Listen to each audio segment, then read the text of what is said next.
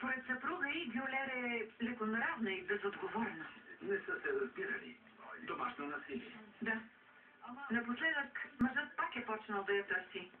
Дори я заплачвал. Или си моя, или отиваш в гроба. Нещо такова. Какво работи ечмен? Какъв е? Спедитор. Има тирови и камиони. От богато семейство. Работи с племенника си, Ниази. Но шефът е джмен.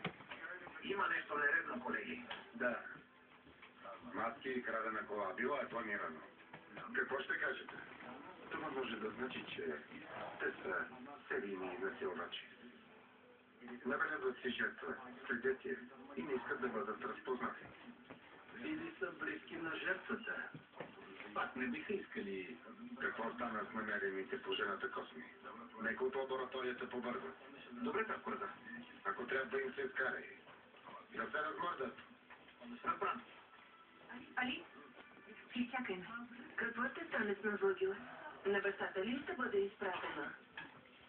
Татко Раза, ще изпратим Назлагил да види майка си. Добре, Джена. После да я докарат обратно. Добре. Да не бързаме да оставяме детето на баща.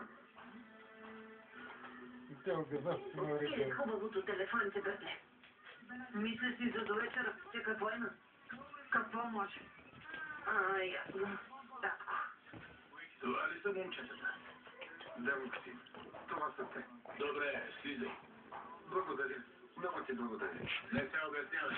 Побързай. Добре.